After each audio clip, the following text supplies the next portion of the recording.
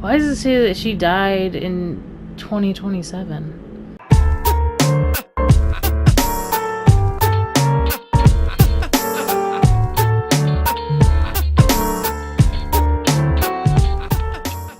It's Pandora from Pandora's Box here, and welcome back to the channel. Before we begin playing Detroit today, I have discovered something really weird, and I record by myself in the room all the way across my house,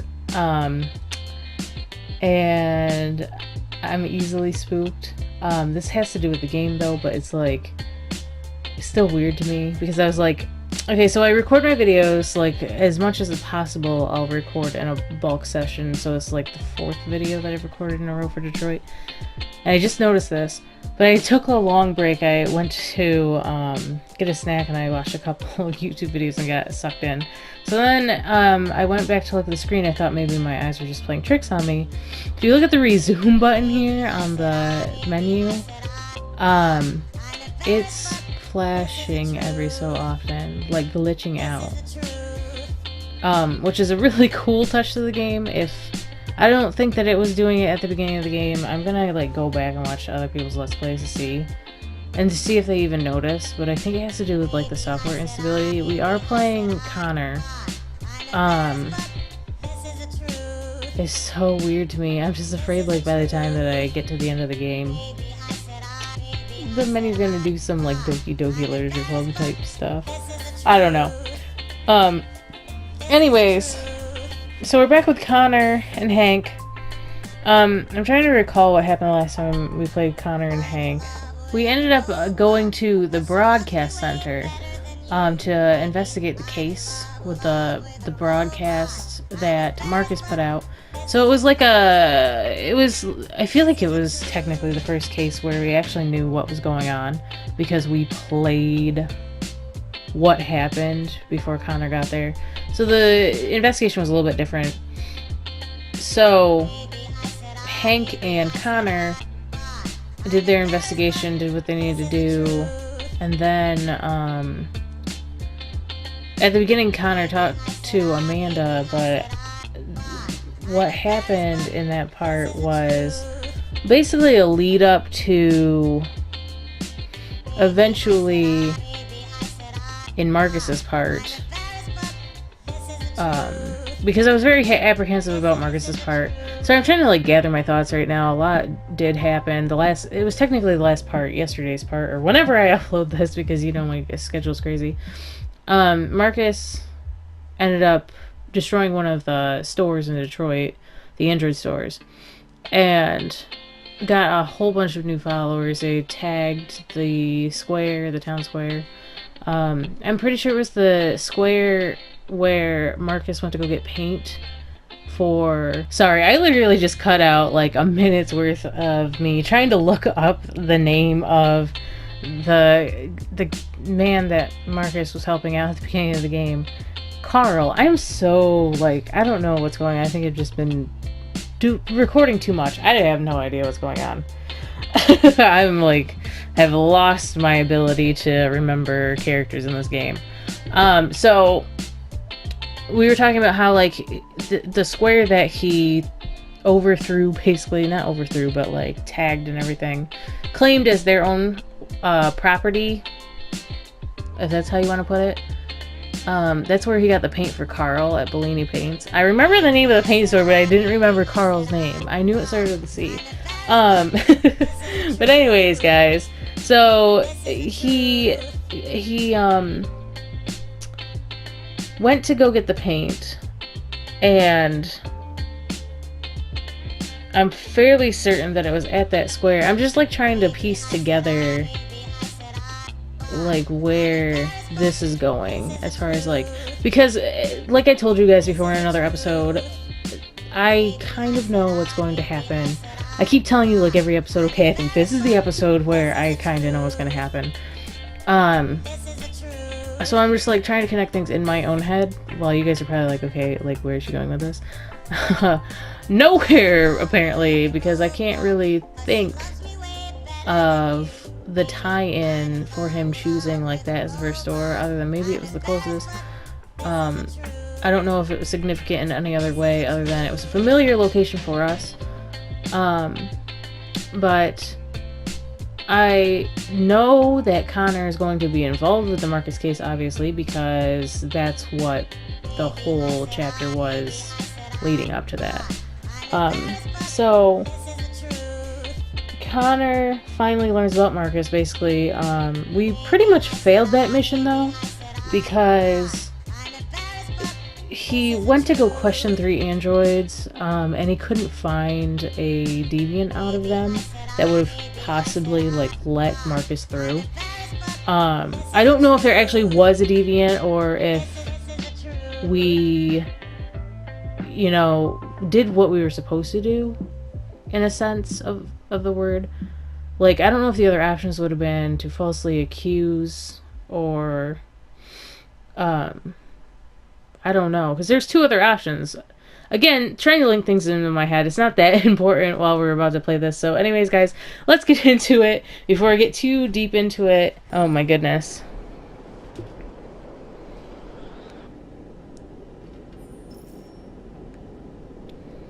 Okay, so Hank's still our friend. He's on the phone. I don't know what they're doing out here. And every time we start with, like, this whole thing, we have to get out of the car. Every time that they go somewhere, he's like, stay in the car. And of course he doesn't. Is everything okay, Lieutenant? Chris was on patrol last night. He was attacked by a bunch of deviants. Said he was saved by Marcus himself. Is Chris okay? Yeah, he's in shock, but he's alive. Okay, so that would have been different had we, you know, ended up shooting the cops.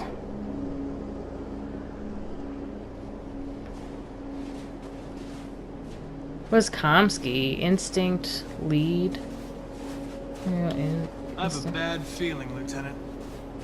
We shouldn't have come here. Bad feeling, huh? You should get your program checked. Might be a glitch.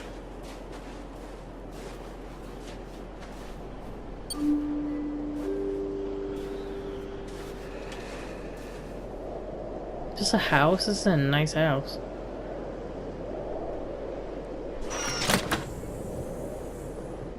Oh! Hi. I'm Lieutenant Hank Anderson, Detroit Police Department. I'm here to see Mr. Elijah KAMSKI. Please, come in. Okay, so I said in an episode that Carl's son name was Elijah, but I felt like that was wrong. Now I know I was really wrong. I'll let Elijah know you're here, but please make yourself comfortable. Well, that's kind of cool. Hold on. Hank, join, wait for... What? Wait for the android, okay. Oh, he's the... Okay, alright. I don't know why I didn't piece it together. Cyberlife founder, resigned, 2028, inventor of therium and biocomponents of technology. Okay, so some of these guys... Sorry. Some of these guys, Nice girl. look similar. Nice girl. Be analytical. An RT-600. The first CyberLife android to pass the Turing test. I didn't ask for her technical specs. I just said she was nice. I mean, am I just Nice looking at this place. tree? Guess She has to androids be haven't been a analytical? bad thing for everybody. This is cool. This, like, You're water about to meet your maker, Connor. How's it feel? art piece.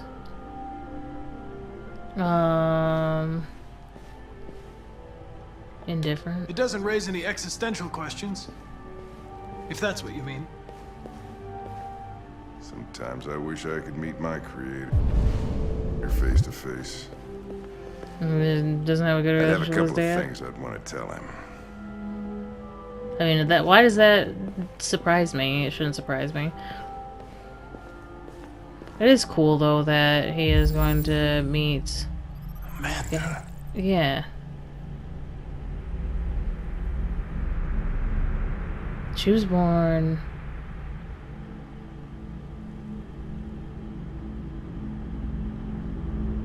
Why does it say that she died in 2027? Born 78, died in 27.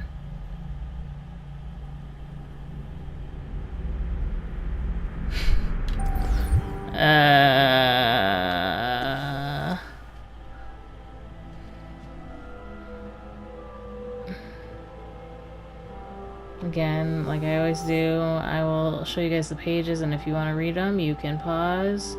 I'm still taken aback by the fact that it said that she's dead. You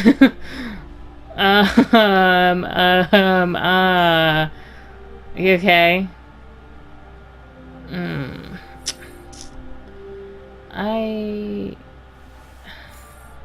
Okay, I think that was all of them.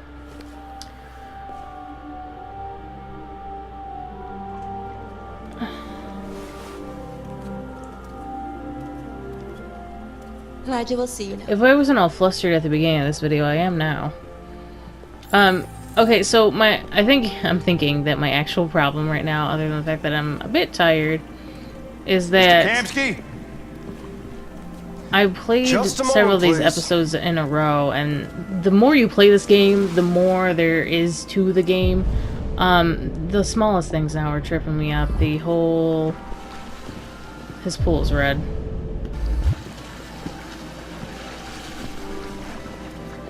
The whole... I was gonna go for a swim. Thing with Amanda, if you're not baffled by that, then I don't know.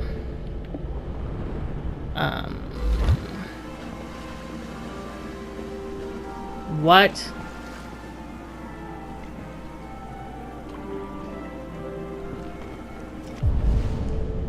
Are we still waiting? What am I supposed to be doing?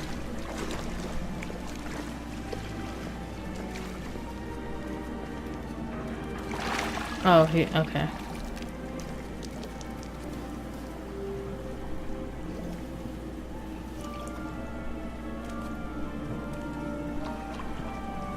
They're just talking amongst themselves.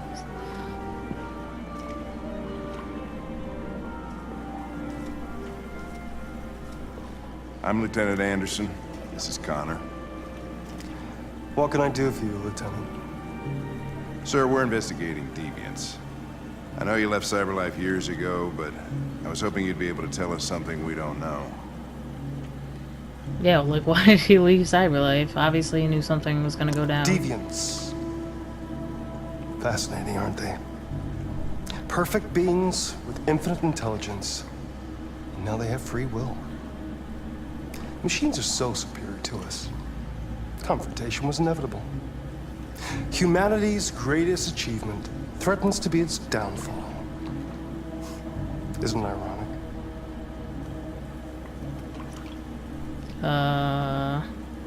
Virus.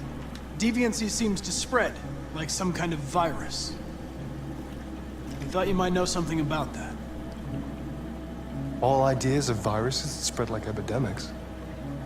Is the desire to be free a contagious disease? Listen, I didn't come here to talk philosophy. The machines you created may be planning a revolution. Either you can tell us something that'll be helpful, or we will be on our way. What about you, Connor? Whose side are you on?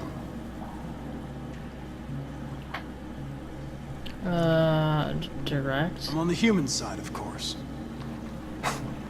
Well, that's what you're programmed to say. But you.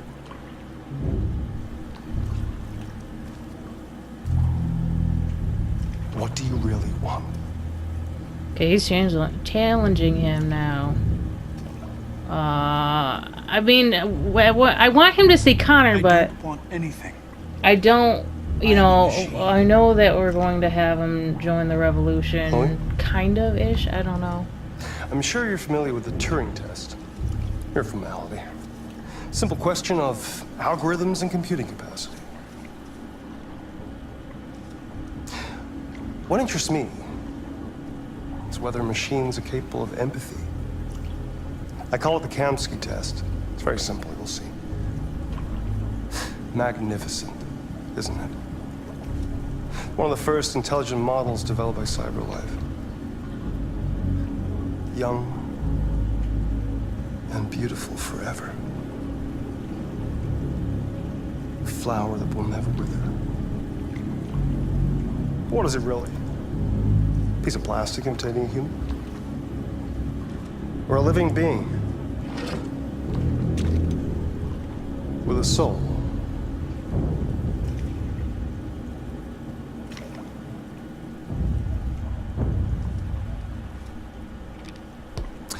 It's up to you to answer that fascinating question, Connor. Well, you Destroy know my this machine, answer. and I'll tell you all I know. Or spare it, if you feel it's alive. Ooh. But you'll leave here without having learned anything from me. Okay, I think we're done here. Come on, Connor, let's go. Sorry to get you What's out of here. more important to you, Connor? Your investigation or the Okay. life of this android? So Hank. Decide who you are. An obedient machine. Or a living being endowed with free will. That's enough. Connor, we're leaving. Pull the trigger. Connor! Don't! And I'll tell you what you want to know. Oh, okay. So I was like, okay, I know I'm not gonna shoot, and then what happened was he started talking, ha ha ha, and so I was like, okay, so maybe I should shoot her because like we do need the information. And then Hank said, no, Connor, don't shoot, no. So I'm not gonna shoot her because if Hank says no, I'm not gonna do it. So I think this is where we reach that tipping point, and now Connor's kind of like halfway over the fence with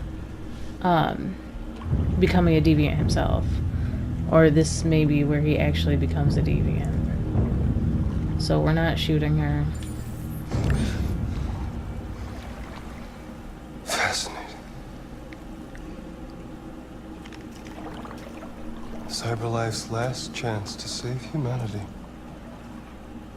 is itself a deviant. Damn, son. I'm not a deviant. You prefer to spare a machine rather than accomplish your mission. You saw a living being in this android. You showed empathy.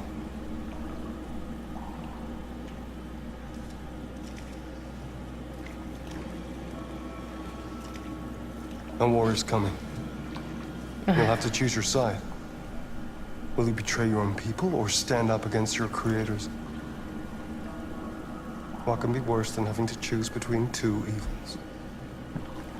Absolutely nothing. This whole game. Oh my god.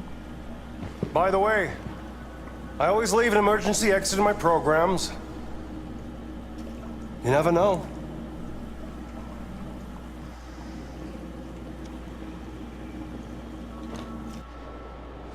They all have what? A suicide Why button? Is didn't that you what he meant by shoot? that? I like I just saw messed up that my girl's eyebrow. eyes, and I couldn't. That's all. You're always saying you would do anything to accomplish your mission. That was our chance to learn something, and you let it go. Yeah, I know what I should have done. I told you I couldn't. I love I'm it. sorry. Okay?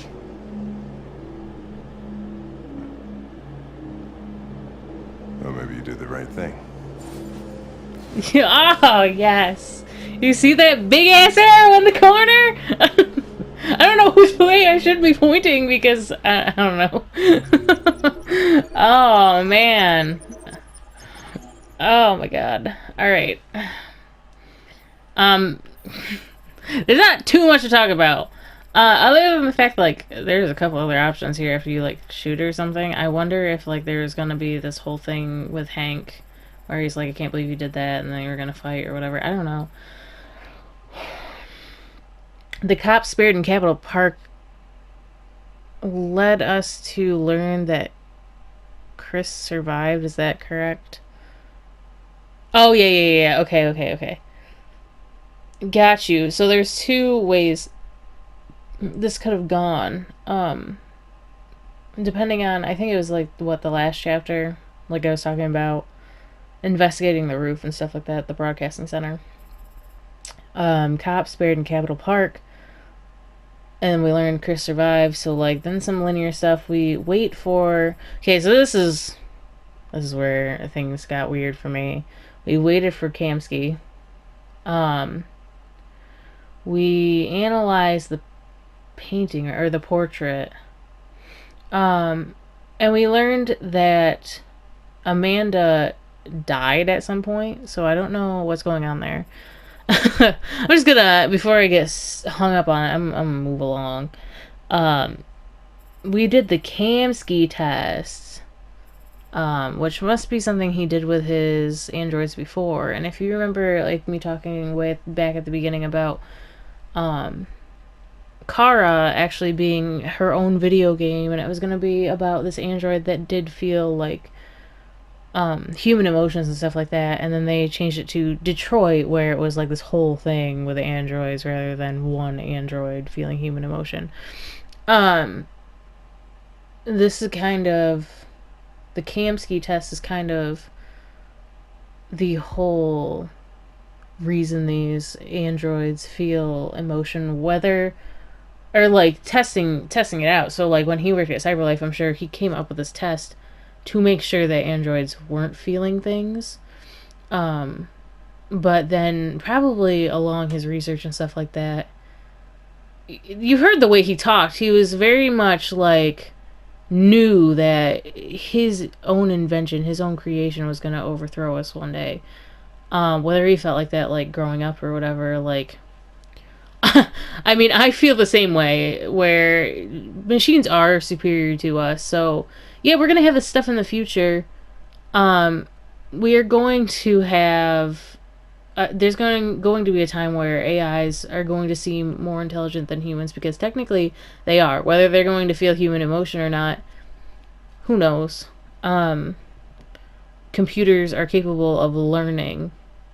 That's what they do, is they learn. So they could learn human emotion, I guess. Don't quote. I'm not a freaking scientist. But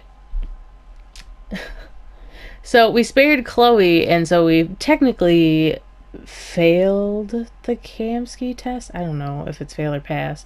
I think KAMSKI's eyes is kind of like, oh, they passed the test, like they're perfect. I think his thought process is they're perfect if they're imperfect, just like human beings. They're perfect once they learn human emotion and become deviant. That's when they're perfect. I think he's got that kind of complex going right now. And then we get to Hank thinking that Connor made the right decision. Is the other one just simply that he made the wrong decision? Hank thinks that he made the wrong decision? I don't know. Alright, like I said, if you've been watching these episodes, you know that I've been recording them pretty much back to back to back. I'm going to continue to for as long as I can. I'm not going to take another break unless I absolutely need to, because I kind of got lost in where I was. But I don't really have much more to say about this chapter other than, who's Amanda? Who is Amanda really? Like, this is a small thing. Some people could have missed this. It was the portrait. I know some people probably looked at it, but they're like, okay, all right. You know, I know some Let's Players who will look at things and they're like, okay, well, I don't really need to look at this for very long. But that would be a reason why the wait in the lobby was so long. To give us time to, like, look at everything thoroughly. They wanted us to see that she was actually dead. So who is she now? Like, who is she really? I just don't have anywhere to go with that, because my theory was that she's a cyborg, which I guess technically she still could be. It's like the whole thing with Darth Vader, how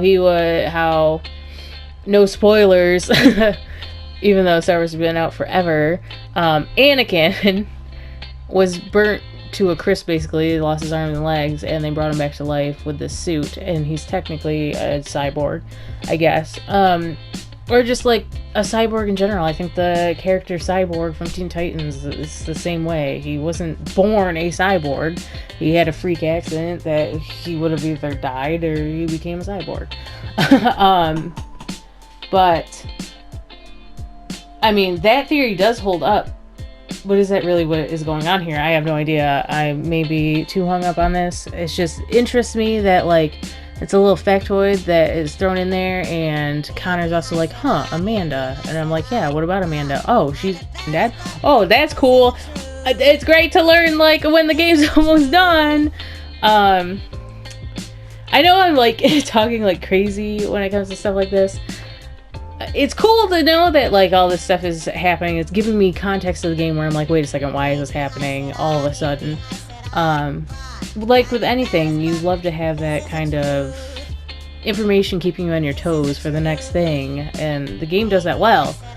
I'm just like, I'm at the point where, like, I still have not recovered from the whole broadcast speech chapter. Every time I come into this game, I'm like, am I gonna make the right choices? Are we going to have something with Amanda that's gonna cause me to mess up the game in some way? Because as far as I know, from what people have told me, you can get, like in Beyond Two Souls, you could get a decent ending or a great ending. In this game, apparently, you can get, like, a great ending, or you get a really bad ending. Like, there's no... I mean, I think there's more than two endings, but it's like... There's a chance still that you're going to mess up the game, and it's just going to be a messed up ending. Whereas, like, most choice games are like, and they lived happily ever after, or so ever after, but it's never really anything too bad. At least from my experience with Beyond Two Souls and watching other people, there wasn't really a bad option. But anyways, guys, I've talked long enough. If you appreciated this, give it a like, comment, and subscribe. Ring the notification bell, and I will see you guys the next time.